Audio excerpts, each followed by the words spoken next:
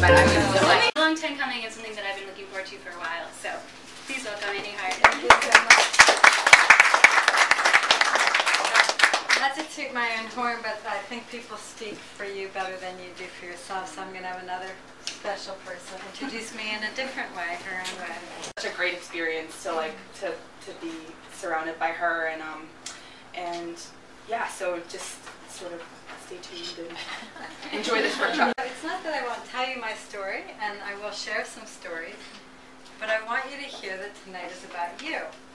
So however you need to make this about you, do that. And that's a key in the power of story. Now, if you're like me, and I'm guessing you have a small business, so you do something on your own, right? You want to be successful. Am I right so far? Yes. And number 3, I'm going to just almost guarantee I'm going to get 100% on this one.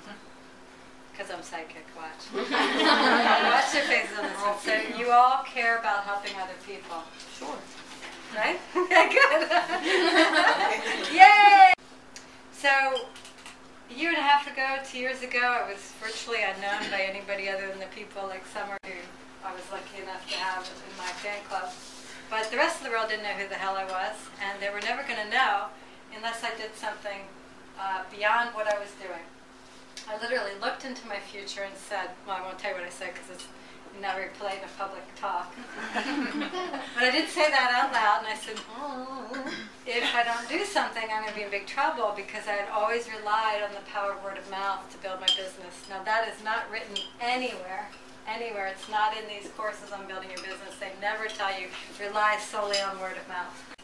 I hated networking. I hated going to those meetings. Now, I could certainly go, so hello there, I'm Annie Hart, and I'm a fabulous entrepreneur. I have training in NLP and Ericksonian hypnosis, and I've traveled all over the world. And, maybe a tiny bit interesting, but not really that much. So, I said to Summer on the way in that I like inspiration, but unless we have activation, inspiration isn't enough.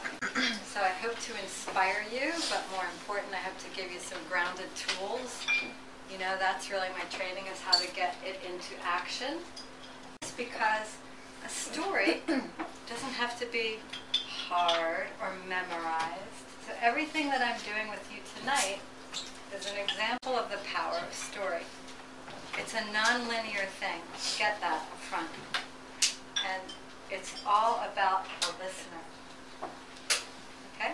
So you never have to be uncomfortable again telling your own story, because nobody wants to hear it. Isn't that the great news?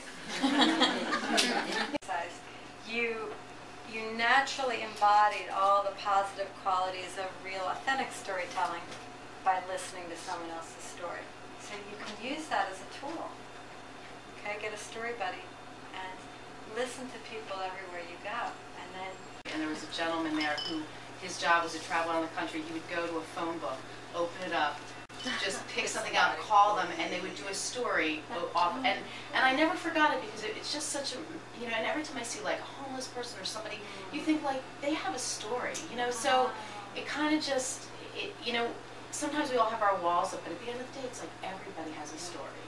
And I think it's just good to get out of ourselves and hear other people's stories, because, you know, I have little kids, and, well, you know, they look at, especially we live in the city, and there's homeless people, and it's like, you know, he was somebody's son. He had a mother.